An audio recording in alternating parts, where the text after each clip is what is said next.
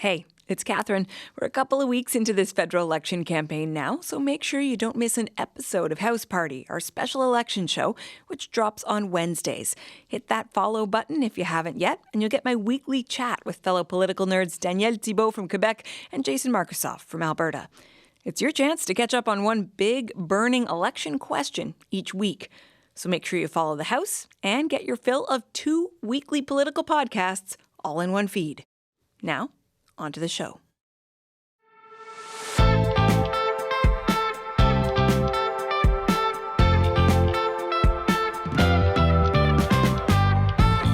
We need to unite the country. We need to bring all Canadians together in a spirit of common ground. This is a time when we need to come together as a country. We are coming together as a country. One thing those 2 leaders agree on, it's not the time to talk about Western separation. But Preston Manning says otherwise. He argues people in central and Atlantic Canada could be risking the country with their vote. I'm Catherine Cullen, and this week on the House, we hear from the former Reform Party leader about his pitch and his response to critics who say it's a dangerous argument in a democracy. Plus, an NDP candidate in the heart of Canada's steel industry on fixing EI and whether Jagmeet Singh is pulling his weight in this campaign. And our strategist panel on what really fuels a party's decision to drop a candidate. But we begin with a warning from the West. The House is now in session. Is Western secession on the ballot this election? Former Reform Party leader Preston Manning argues it is, even suggesting if Mark Carney wins, he could be the last Prime Minister of a united Canada. That argument, which he made in the Globe and Mail this week, is that a large number of Westerners won't stand another 4 years of Liberal government. That got this pushback from BC Premier David Eby. I just can't fathom that mindset. In this moment when we're all coming together to try to rip the country apart, drive divisions, we need to stick together to be successful as Canadians. If we're going to stand on our own 2 feet, we got to stand together. Is it the time to raise the specter of Western secession? How real is the possibility? Preston Manning joined me Friday to discuss. Hello, Mr. Manning. Welcome back to the House. Hello. Thank you. So, what do you say to what we just heard from David Eby, that this is a moment to come together, not focus on division? Well, I think that's true. But coming together ought to mean advancing and protecting the interests of each region, not just some. And for 9 years, the Liberal administration has neglected, even demeaned particularly the natural resource sectors, which are the strengths of the Canadian and certainly the Western economy. So the time to come together then is to advance those interests, which will not be done, in my judgment, if the Liberals are retained. And the BC Premier's comments do not reflect the thinking of a large part of his province, which is one of the reasons why he almost lost the last election. You say it is a time to think about the needs of each province, but is it not a time to all be on the same page about dealing with the tariff threat and the tariff war? Is that not what unity means at this moment? Well, that could be true, but what are one of the strengths of dealing with Trump? What is one of the things he actually referred to in his inaugural speech? The desire for energy security for the United States and for the continent, which involves requires the petroleum resources of Western Canada and the electricity resources, particularly of Quebec. So all I'm saying is that there's a poll that's been recently done that shows an increasing number of Westerners that believe that if the Liberal government is returned, given its track record for the last 9 years, that Western interests will not be dealt with properly. In fact, they'll be prejudiced, and that's producing this increased interest in secession. And all I was saying in my op-ed is that if that sentiment is out there, some mechanism should be provided for its for that question to be dealt with in an orderly democratic forum. And what I proposed was a Canada West Constitutional Conference as soon as possible after the election. If there's a genuinely new administration in Ottawa, then that conference would work on what can be done, what can the West do to help repair the damage that has been done by the Liberals over the next 9 years. If the Liberals are returned, then that would be a forum for dealing then what are the options for the West, which would include the secession option. Okay, I do want to delve deeper into that proposal in a minute, but I just want to stay in the sort of basis for your argument that so much of this is about resources. And you're suggesting if Mark Carney is reelected, that is the problem. Liberal leader Mark Carney has said he wants to create new corridors. He's in favor of more pipelines. He's talked about new legislation to accelerate delivering those projects. Why is that not good enough? But no one believes it out here. Who would believe that? Standing behind him are 23 cabinet ministers who a month ago were advocating precisely the opposite and have advocated the opposite for the last 9 years.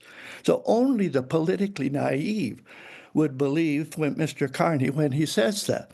And the idea that the Liberals are going to accelerate east-west pipelines, it just invokes laughter in many parts, sardonic laughter in many parts of Western Canada. The Liberals have opposed pipeline construction for the last 9 years. They also bought a pipeline, sir. They did. They did. And that one is a laughing stock.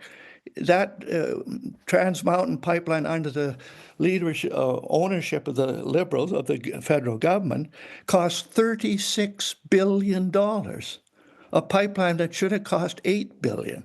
I do want to ask you about another critique of the argument that you are making. This one comes from University of Calgary political science professor Lisa Young. Listen to some of what she told us.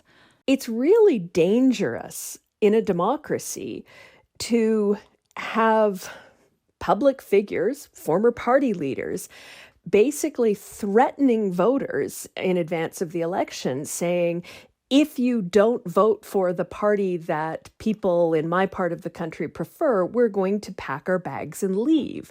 That's not how you run a democracy. Democracy requires something that we call losers' consent. The idea that in an election, everybody fights hard, they do their very best.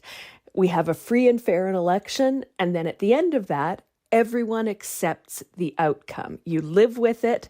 You live to fight another day because we know in a democracy there will be a next time. How do you respond, Mr. Manning? What if the truth is that a large number of Westerners are thinking the way I articulated in that article? What would the professor say with respect to that? Don't tell the truth? Twist the truth to some other direction? Or do you tell the truth? And the truth is one of those, the poll that I referred to in the article, the other polls, is that large numbers of Westerners will not accept a Liberal government that acts the same way as the one that did in the last 9 years. And sir, you keep saying a large number. Pardon me for interrupting, but you do keep saying a large number. I have the poll from Polaris Strategic Insights in front of me. It talks about 27% saying their province would be better off as a part of America, as opposed to 18% in just Canada as a whole. I believe it is 33% of Albertans think they'd be better off as a province. But when you start looking at the other provinces, Saskatchewan and Manitoba, only 18%, 25% in British Columbia. I mean, that is not enough for a province to separate. What I'm talking about is what will be the poll after an election if the Liberals were returned. I'm not talking just about what exists now. I'm asking what will happen down the road. And the CBC has to be careful in interpreting polls like this. Back in the late 1980s and 1990s, when the same kind of thing was happening, the West was reaction to the National Energy Program, and the Reform Party was created to try to create a vehicle to take that populist political energy and turn it in a direction of strengthening federalism. The West wants it. The reports on the CBC in 1988 after that election was that there was absolutely nothing to this reform movement. It would never go anywhere. It only had 5% in the polls, and therefore it was a non-starter. But 8 years later, it actually resulted in the formation of a minority government. So what I'm talking about is not just the polls now are an indicator. What I'm talking about is the danger of what those polls will say the day after election, depending on the result. I do want to ask you about another part of your argument. We said we would get back to your proposal when it comes to this conference, and you specifically say you want the federal government, if the Liberals are re-elected, to talk about redress for the damage done to Western Canada. By redress, are you talking about financial compensation? No, I'm talking more about reversing policies that has caused the damage, not just to the Western economy, but to the economy as a whole. The simple concept that's been argued for a long, long time, but fruitlessly, of balancing the budget and stop running these constant deficits which add to debt, which then require the federal government to increase taxes to try to pay for some of these things. But why is the election not the sort of referendum on those policies? If they're legitimately elected by Canadians on those policies, wouldn't that be the final word? But in our judgment, the promises that are being made by Mr. Carney will not be fulfilled. If the Liberals really believed in those things, why wouldn't they have done more over the last 9 years? And so there's a skepticism about what's being offered and what would result after an election. And all I'm saying, I use this scout analogy that, and I know it's a Western analogy, but in the old days, the scout used to go ahead of the main company and go around the next bend in the river and over the next hill. And his job was to find, is there danger if you go this way, and is there opportunity if you go that way? And the hardest part of the scout's job was to come back to the main company who have not gone around the next bend in the river and have not gone over the next hill, and convince them, look, I'm telling you, there's danger if you go this way. There's maybe opportunity if you go that way. And basically what I'm doing in that op-ed is saying, particularly to the voters of Atlantic Canada and Central Canada, who will never hear this from anybody else, and to be fair, will not hear it from the CBC, that there's danger to national unity in electing Mark Carney and the Liberals as they are advocating. We thank you for coming on our program. Thank you very much, Mr. Manning. Thank you. Preston Manning was the leader of the Reform Party and leader of the official opposition from 1997 to 2000. And a note, Mr. Manning referred to a poll saying a growing number of Westerners are unhappy with the federal government. In fact, the poll we discussed in the interview by Polaris Strategic Insights does say a majority of Westerners feel they are treated unfairly, but it does not track whether that sentiment has increased. Donald Trump stunned the world Wednesday as he held up his sign listing countries to be tariffed. Canada wasn't on the list for new so-called reciprocal tariffs, but others are now in effect, like the 25% tariff on aluminum and steel and foreign-made cars. So what should this country's next move be? During the campaign, we are reaching out to all of the parties, hoping to hear from a candidate each week. This week, it's the NDP's turn. Matthew Green is the NDP candidate for Hamilton Centre. Welcome to the House. Thank you for having me on, Catherine. Glad to have you. Hamilton Centre and the city of Hamilton very much affected by steel tariffs. Is the federal government right now hitting the right balance in terms of counter tariffs and dealing with the U.S.? Well, I think the problem that you identified in the introduction is that everything has been so bizarre. You mentioned the billboard. I actually happen to be in our campaign office with members of Unifor. We've been in direct communication with members of USW, and there still isn't clarity about how this is going to play out. But what we do know is that even the threat of the tariffs have resulted in job losses. To see somebody from our community, hear an announcement that will directly impact their livelihoods, their ability to put food on the table. Our government, I think, is in this moment trying to do the best they can, but this is not a rational moment. It's not a rational president of the United States. And I think that whatever discussions happen need to center workers in the discussion first. I want to get to the workers in a sec, but I just want to be clear on that previous point. You say government trying to do the best they can. Writ large, the NDP says Canada's counter-tariff plan is all right. Good enough? Well, the problem is that I don't think we know exactly what's about to roll out. We know what's existing. It's the threat that's looming that's really disrupting the economy. And I think that this tit for tat that happens, the start and stop that happens, makes it very unpredictable. It's not a rational moment. And so it feels like there's a lot of headlines, there's a lot of sound bites, but there's not really a lot of substance in terms of how things are playing out. We've heard Liberals and Conservatives talk about GDP, the economy, productivity. What New Democrats are bringing to the table is a real conversation about the workers. So any decision that's made needs to have both the input of working class people, but also the decision making and outcomes that are tied to their employment and tied to their livelihoods. I mean, I would suggest there is a lot of talk about workers, but let's talk specifically about part of what the NDP's plan is for workers.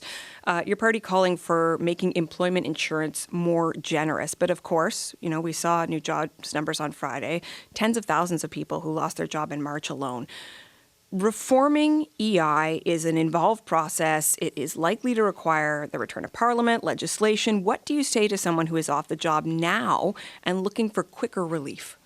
Well, we tried to reform EI before COVID. Liberals and Conservatives teamed up to back it down. Obviously, during COVID, the NDP was at the forefront of CERB. We watched what happens when major economic disruptions hit the economy. We can act quickly. New Democrats will use our power in government when we have the balance of power to push who's ever in government to do the right thing. And there needs to be, look, we called for government to be recalled. We believe it's that serious. Liberals and Conservatives decided otherwise. Obviously, we're in this situation where we have an election now, but we're prepared to return to Parliament and get right to work to ensure that there are safety nets in place, because the truth is the vast majority of Canadians don't qualify for EI. They need to. We need to have safety nets in place should our economy take the hit that people are suggesting it's going to go in. I did hear your leader, Jagmeet Singh, talking about the fact that EI effectively only covers a third of the income for a lot of workers. Is the NDP ready to say by how much it would like to increase EI? Well, we think that EI should be available to everybody who needs it, including precarious workers. There's a bunch of people in the gig economy. We have seasonal workers. You think about people in the Atlantic region. It needs to cover people wherever they are. And that's the way the system was designed. It's been rated in the past, to balance budgets by this Liberal government, and we need to restore it. And it can't be on the backs of workers. The federal government has a responsibility to provide a clear plan in place that gives longer coverage, that gives lower thresholds and barriers to entry, so that when people are affected by this catastrophic economic downturn, that they have a social safety net to catch them when they fall. I take your point that you're talking about making it accessible to more people, but in terms of making the amount that people receive more generous.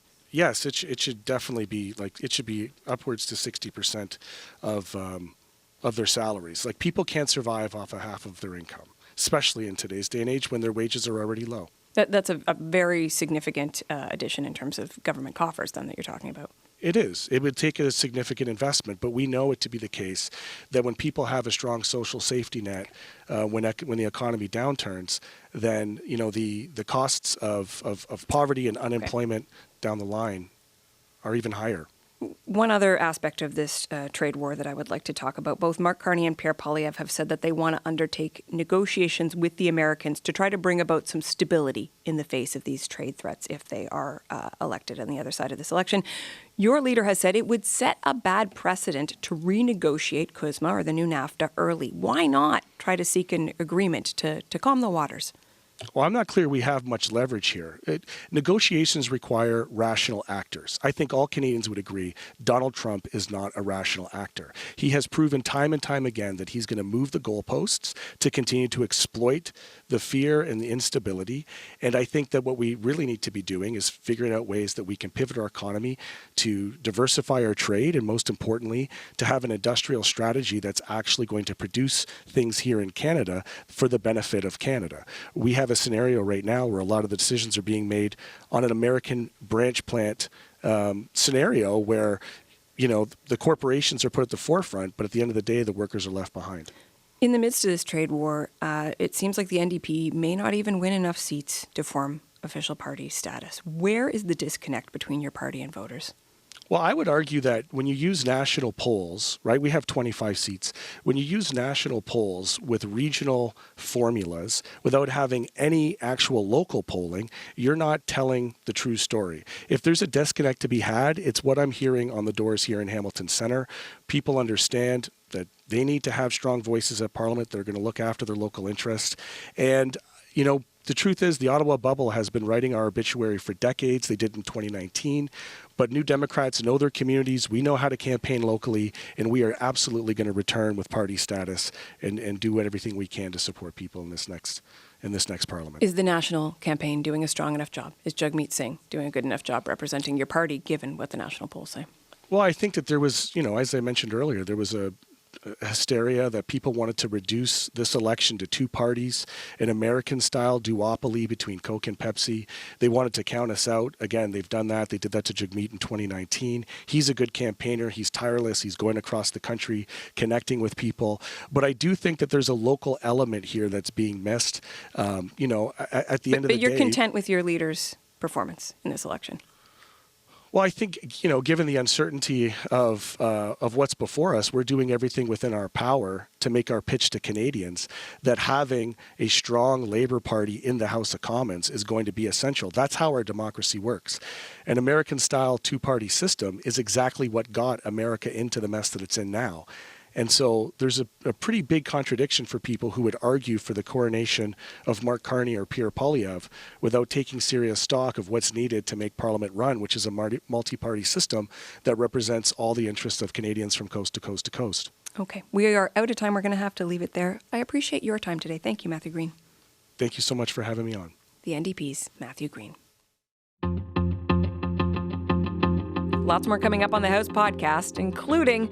You might have noticed a lot of candidates were dumped this week, some more quickly than others. Our strategists pull back the curtain on how campaigns make those decisions. That's in about 10 minutes. I'm Catherine Cullen. You're listening to The House. Making politics make sense. Tell us what you think of the show. You can email us at thehouse@cbc.ca. Time to zoom in on the political map. We're back with our next riding to watch, some of the most interesting races that tell us something about the big picture in this election. This week, CBC's provincial affairs reporter in New Brunswick, Jacques Poitras, takes us to St. John, Kennebecasis. Hey there, Jacques. Good morning. So why did you think this riding had a story to tell? There were two interesting election stories unfolding in the riding. The tariff issue is very real. St. John was ranked Canada's most vulnerable city to U.S. tariffs, and 92% of New Brunswick's exports are to the U.S. That's the highest of any province. And second, St. John Kennebecasis has a Liberal incumbent who was front and center in the drama about Justin Trudeau's leadership and his departure. Yeah, you were talking about Wayne Long. He of That's the right. The all-caucus email, the boss should resign. That's right. Okay, before we talk about the drama, let's look at the trade issue first. Well, many of the big exporters in St. John, the ones responsible for those statistics I gave you, have not been doing interviews. Irving Oil's St. John refinery is Canada's largest. It sends 80% of its product to the U.S. J.D. Irving Limited, the forestry company, ships wood and wood products. They turned down an interview request. But beyond the big players, there are a lot of small companies in the area that work in and around the port of St. John. The port has tripled its volume since 2017 when DP World, a Dubai-based port operator, took over management. One of these small local companies is called Riptide Intermodal and Logistics, and their whole operation is about helping shippers move products, mainly in the big containers that come through the port. Machinery, food, coffee, dog food, fish meal, tanks, helicopter, lots of cars, milk crates. Oh, there's so much stuff. That is April Logue. She's the owner of Riptide. The company works with big global shippers coming through the port. Because St. John is close to Maine, some products heading there come through the port in St. John, and then Riptide gets them on trucks heading to the border. Some Maine exporters truck their products over the border to St. John, and Riptide is a part of getting them through to the port and onto boats. So when we talk about the supply chain, Riptide is really one of the links in that chain. And so April Logue was quite alarmed when the tariff talk started, but she has come around to a bit of an upbeat perspective despite all the anxiety. Anybody that is a logistic provider, anybody that works in the industry knows that there's a lot of up and downs. This is just another new thing that we're going to have to overcome, and the tariffs will provide new challenges, but I believe everybody will work together and figure out how it is that we're going to take care of this. And a lot of the port's business is for container shipping across the Atlantic. So, all this talk about pivoting to new markets, that suits April Logue just fine. It's pretty interesting to hear. How is the trade war affecting how she'll vote in the election? Well, she lives in St. John, Kennebecasis. She doesn't have a partisan leaning. She wasn't really talkative that much about who she plans to vote for, but she says she wants a government that will work with industry, with exporters to look for new trade agreements, new markets. She also says it's not realistic to give up on the U.S. entirely, which is a common sentiment in St. John. The idea that the relationship has to change, but it can't end, has deep roots here. The city really is a metaphor for this overriding national dilemma, if you've got a minute for a short history lesson, Catherine. From you, Jacques, of course. Well, back in the 1860s, there was a huge controversy in St. John about railroads. Merchants had wanted the terminus of the intercolonial railroad to be in St. John at the port. The British put the railroad further east because St. John was close enough to the U.S. border to be at risk if there was another war. Well, this created an uproar amongst St. John business people, and they responded by supporting a plan for a rail link to New England to maintain the north-south trade that was the city's bread and butter. And this political battle over railroads led to an uptick in anti-Confederation sentiment, an anti-Confederation government briefly, and even some annexationist sentiment in St. John. Obviously, that was all resolved. The railroad to Maine was still built, and, how linked we should be to the U.S., north-south versus east-west Canada links has remained a defining question in St. John to this day. Interesting stuff. Okay, let's turn to present-day politics, though, and the local race, starting with the Liberal incumbent. We talked a minute ago about Wayne Long, one of the first people to publicly speak out about Justin Trudeau, call for him to step down. Tell us more about him. Well, he used to work for Cook Aquaculture earlier in his career. This was a major exporter in this area. So he really gets that trade issue. First elected in 2015 as part of the Trudeau wave. And St. John has a strong Tory tradition. So this was seen as a fluke, but he beat the odds. He was reelected in 2019 and 2021. At various times, he has criticized the Trudeau government, positioned himself as a bit of a maverick, got booted from some House committees. And last June came the ultimate maverick move when he became the first sitting Liberal MP to call for Justin Trudeau to leave. I was proven correct on that, and it started with me, and then there was a group of 8, and then there was a group of 20, and then there was a group of 28, and we kept pushing, we never backed off, and then obviously the, icing on the cake per se was Chrystia Freeland. And what Chrystia Freeland did, basically broke the ice, and our group continued to push. And for those that say, well, you weren't loyal to the Prime Minister, I'd say, well, you know what, I was loyal to the Liberal Party. Look at where we are now. Sounds like I told you so, Jacques. A bit of validation there. He's obviously referring to Chrystia Freeland's resignation in December, and then Mark Carney coming in and this Liberal rise in the polls. Wayne Long says Mark Carney is very popular when he does door-to-door, even more so than Justin Trudeau was in 2015. Another note, Catherine, the NDP has been strong in St. John in the past. The provincial party had its leader hold a seat here for 13 years, but their fortunes really have leveled off, and they only just named their candidate, Armand Cormier, in the last couple of days. Okay, so who is the main opponent then for Wayne Long? His main opponent is Melissa Young, the Conservative candidate. She has formerly worked for trade unions and governments in fields like training and apprenticeships, so she's a nice fit with Pierre Poilievre's focus on workers, on blue-collar work. Here he is introducing her at a media availability in St. John this past week. Thank you also to the great Melissa Young, who has worked in carpentry and has been promoting the trades.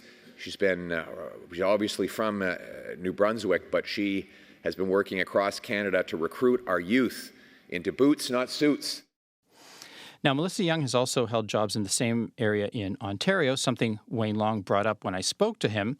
I'm told she has always kept a home here. I wanted to speak to her about this issue and others, including the trade issue and affordability, but her team canceled the interview on short notice that she had already agreed to. Well, that is unfortunate, Jacques. What do we know about the state of the Conservative campaign in the riding? Well, 2 or 3 other candidates were interested in the nomination as early as last year, but the national office wouldn't schedule a nominating meeting to choose a candidate. And just recently, the Riding Association president resigned over that. Lisa Keenan was one of those other potential candidates, and she chose to stay in the nomination race until the end, the day of the writ, March 23rd, when she was told Melissa Young had been appointed. And she told me that she concluded, obviously, she wasn't the kind of candidate they were looking for. Now, she's a lawyer. She has deep Tory roots. She worked for former MP Elsie Wayne. She was president of the Provincial Progressive Conservative Party. She was a chair of the Port Authority Board. And here's what she says she was left feeling after this experience. I can't emphasize enough the necessity for due process, the necessity for transparency. That's how you encourage your grassroots. That's how you encourage people to get involved in the political process. And that cuts through all parties. That's not just the Conservative Party, it's the Liberal Party. I understand that they had their issues as well. But that's how we get new people into the party, is telling them that you actually do have a voice, you do have a say. And that's really important, especially to a party person like myself. Do we think the questions around the nomination process, Jacques, are going to actually affect the outcome in the riding? Well, a lot of Conservatives are talking about this in St. John, and here's what I asked Lisa Keenan. Can you tell us if you're going to vote for the candidate who was chosen by the Conservative Party? I wish the party very well. I think that's between myself and the ballot box, but as I said, I am a Conservative and I wish the party well. Not so sure about the outcome there, eh, Jacques? Not so sure. So, with that and the tariffs and Wayne Long's maverickness, St. John Kennebec case is going to be one of the ridings I'll be watching closely on election night. Fascinating. Thank you for bringing us this story, Jacques. Thank you. The CBC's Jacques Poitras.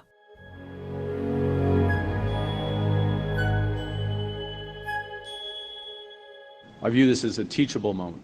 It underscores the respect with which we treat human rights in this country, the differences between Canadian society and other countries. Well, it is a teachable moment. It teaches us that Mark Carney will never stand up for Canada. That was Mark Carney and Pierre Poilievre on Monday, talking about a Liberal candidate, Paul Chang. Turns out Chang had said publicly that people should turn in his Conservative rival to the Chinese consulate in order to collect a bounty on him. Carney stood by Chang at first, as you just heard, calling it a teachable moment. Chang eventually dropped out. He was one of several candidates dropped by the Liberals and Conservatives this week. So how do campaigns make the call? What does it tell us about the race? Let's ask our strategist panel. Marcy Serks is a former senior advisor to Justin Trudeau, now Chief Strategy Officer at Compass Rose. Fred Delory was a national campaign manager for the Conservatives during the last election, now Chair and Chief Strategy Officer at North Star Public Affairs. And George Soule was former Director of Communications for the NDP, who is also assisting the party this campaign. Thank you all for being here. Thanks for having us. Good to be back. Okay, Marcy, I'm going to start with you. If this was a teachable moment for Mark Carney, what did he learn? It was a teachable moment for Mr. Carney and for the Liberal campaign. What you learn is, in campaigns, this is the kind of due diligence that needs to happen. I actually think it is, on the whole, not in this particular situation, but on the whole, I think it is good news that we are seeing this kind of due diligence happening in real time. Parties put candidates forward. They try to vet them as well as they can. In many instances, that vetting happens far too quickly. The fact that he was an incumbent, do you think that? So in this particular instance, but I was going to say, you do learn very quickly that if there are flags, you have to act. You have to act immediately. In this particular instance, a little bit more challenging. It's an incumbent MP. He made the remarks while a member of Parliament, which was really why it was impossible to square the circle here, I think, for a lot of people, as we were seeing the nature of the remarks, very serious, egregious lapse in judgment in terms of the comments. And it did take the campaign too long to react. It should not have come to the threshold or questions around an RCMP investigation for the candidate and the party to realize that this was not a viable candidacy. It was pretty obvious, I think, to most observers much earlier in the saga that it was not going to end well. Fred, part of the purpose of this panel is for us to sort of get to peer inside the campaigns. Right. What is a conversation like when you're debating whether or not to drop a candidate? Well, you've got to assess the situation and see how serious it is. Is it a problem that will fester? And is it a real strike at your party's values and views based on whatever the situation is? If it goes against the brand of who you are and what you're trying to do and can impact you in other ridings, you've got to make that call. Is that when you say, is it a problem that will fester? And I imagine that can be hard to decide. Does that come down to that question of whether what they said violates sort of the basic principles the party is running on? Yeah, again, speaking from a generic candidate here, we're making nothing that happened in this past week. But if you have a candidate that, if it's a one-day story, if it's something that popped up that wasn't great, but if the next day it's probably gone, that goes into your thinking as well. But if it's like the Paul Chang issue, which was 5 days, and if he didn't resign when he did, we'd still be, well, we are still talking about it today, but we would have been talking about it every single day until today as well and continue to. So it's one of those situations. How many legs do these things have and how long will they go throughout the campaign? George, what's it like for the NDP? Well, I think similarly, every party is spending about $1 million a day on this campaign when you think about it that way. So if every day that you spend talking about a troubled candidate, that takes away from the message that you had planned out for that day to be about, right? So whether you wanted to be talking about where you are in the country or the policy announcement you're making or whatever that might be, if instead your leader is answering questions about some problematic candidate, then that $1 million is burnt up. Also, I mean, the other thing that I've worked with is how much contrition does the candidate have over it, right? If they're willing, again, depending on the scale, but if it's something that's kind of lower on the end and they're willing to say, you know what, I was wrong about that, then sometimes it can actually show a strength of leadership in the leader kind of saying, yes, this person made mistakes. We all get a second chance, and this person's moved on. But with something like Paul Chang, it was unbelievable to watch, and so I think that's one of the reasons it took some time. Was just, is this really a thing that's happening? Marcy, maybe I'll just ask you. I mean, the flip side of this, we're talking about this in terms of strategy, but often these people have come up through a grassroots process. What would you say, I guess, about the other side of this, and whether this speaks to maybe too much top-down control? I should say that all of the main parties have fairly robust systems for vetting candidates and do their best. And there are all sorts of people with expertise involved in these processes across the parties. Those are, in many cases, those are people with legal backgrounds. They are people who understand the party, who understand the grassroots, to your point, Catherine, in terms of how people come up through the system. I really do think every effort is made to ensure that a scrub has happened and that the candidate representing the party is best placed to do so. I don't think that's top-down control in a bad way. I actually think it's really important for people to believe in the party that they are choosing, that the candidates have gone through some form of due diligence, that we are on our own at home unless we want to stay up being opposition researchers all night, every night, looking at people's LinkedIn and Twitter posts from 10 years ago. I think we want to believe that the parties have some professionalism around the work that they're doing, and it's the party's responsibilities to put forward candidates that they can trust and rely upon to be their standard bearers. George, you want to get in here? Well, yeah, and that's exactly always the tension, right, between the kind of grassroots nature of it and then also the party's reputation. I mean, it's easy to say, oh, everybody should be grassroots, but again, the leaders are the ones that get blamed for these problems. And our party does rely a lot on good work happening on the ground for each of our candidates, and then once they're elected, the MPs. But again, when people do vote, they should be voting for who their local person is going to be, but the shorthand should be, I'm voting for a New Democrat.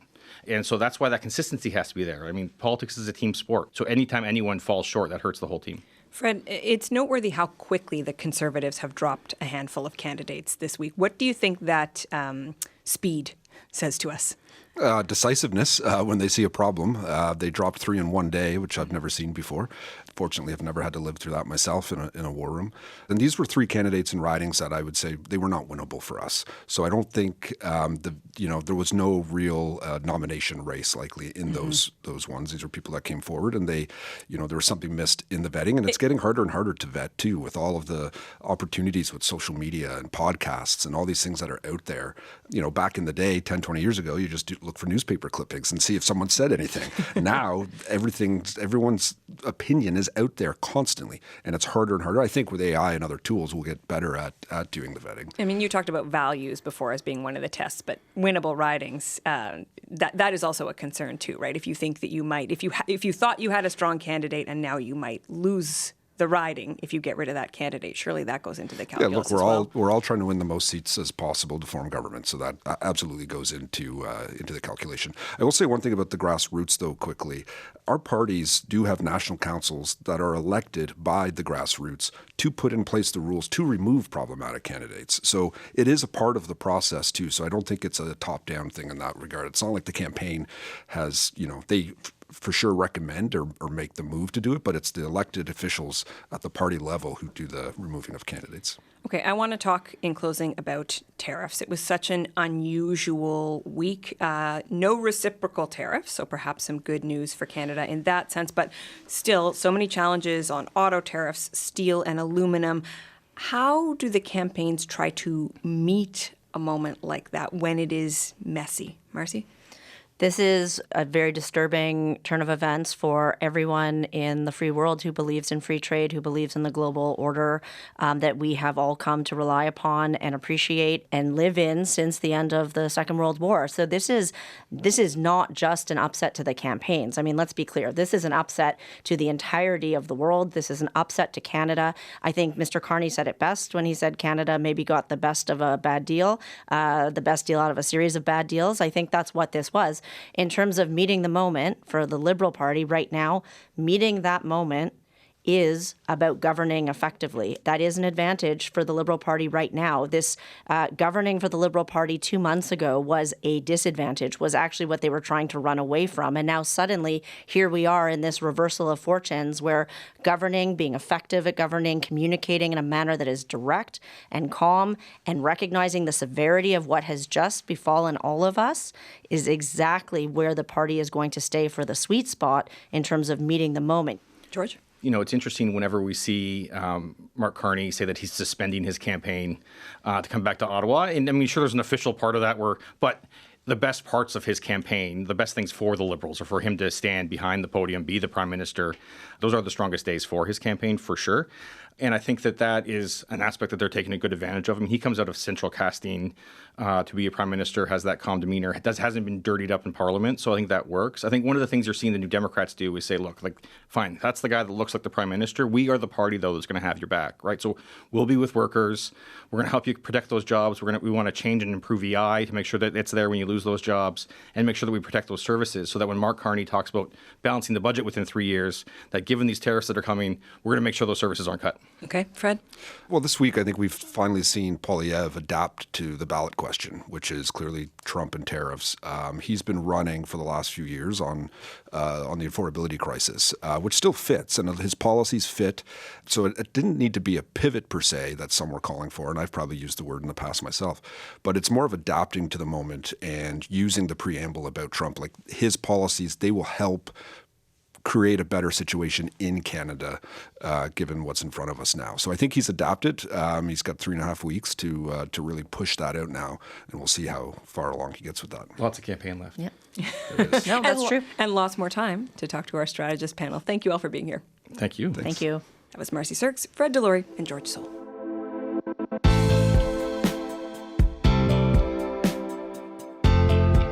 And that is it for us this week. Our crew on the house is Kristen Everson, Emma Godmere, Benjamin Lopez-Steven, and our senior producer is Jennifer Chevalier.